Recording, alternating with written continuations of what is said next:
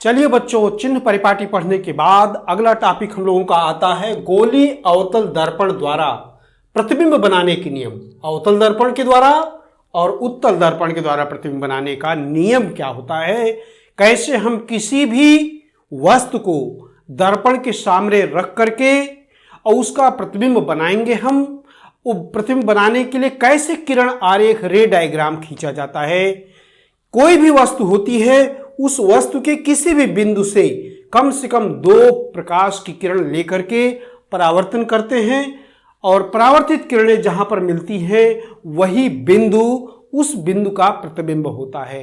तो किन 2 किरणों को लिया जाए कि प्रतिबिंब किरण आरेख बन सके। देखिए, इसके लिए 4 नियम है।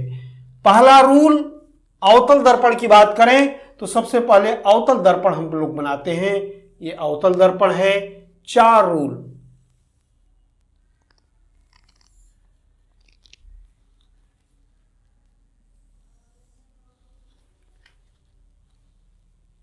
सेकेंड पॉइंट, थर्ड पॉइंट,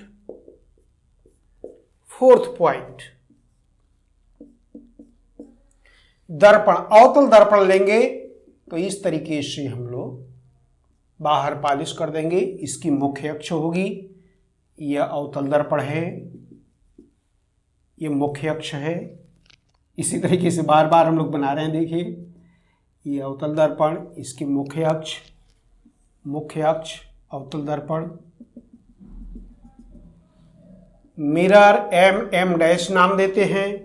इसका पोल यह होता है वक्रता केंद्र, centre of curvature, principal focus, मुख्य फोकस। सब में यह हमको तुरंत पता होना चाहिए कि मिरर का पोल कहां है, इसका सेंटर ऑफ कर्वेचर, वक्रता केंद्र कहां है, मुख्य फोकस कहां है।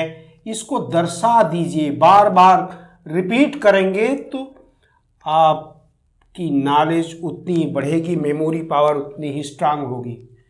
पोल, centre of curvature, principal focus. देखिए, ये 4 रेज बनाएंगे।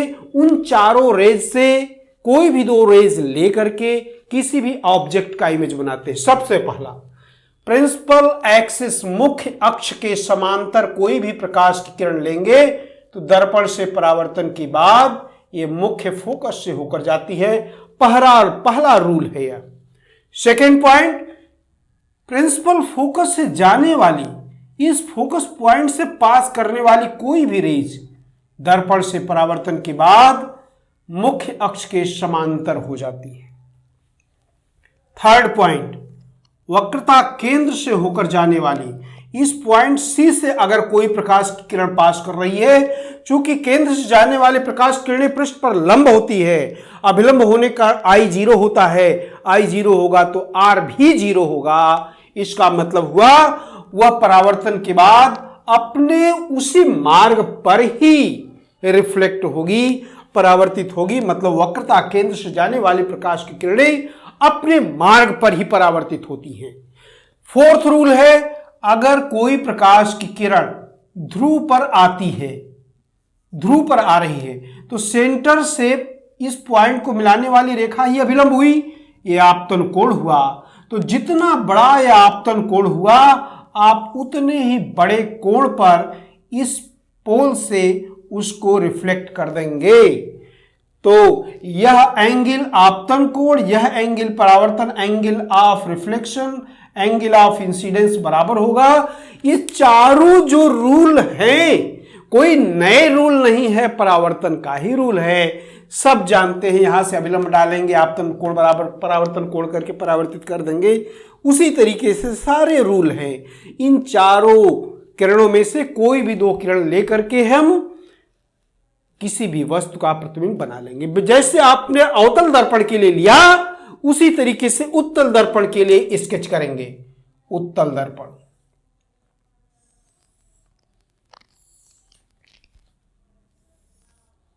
देखिए, ये मुख्य अक्ष, मुख्य अक्ष, मुख्य अक्ष, मुख्य अक्ष।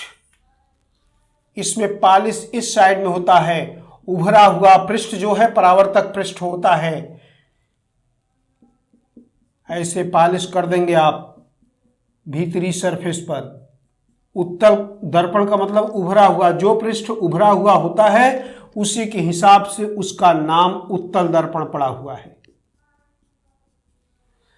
यह मिरर एम डैश, इसका पोल, और इसका सेंटर ऑफ कर्वेचर इधर जिधर पॉलिश होता है उधर होता है, और इसका फोकस भी इधर होता है। फोकस आभासी बोला जाता है क्योंकि वास्तव में प्रकाश किरणें यहां पर नहीं आती हैं। इसी तरीके से सभी में आप दर्शा दीजिए पोल, फोकस, वक्रता केंद्र, ये दोनों की डिस्टेंस बराबर होती है।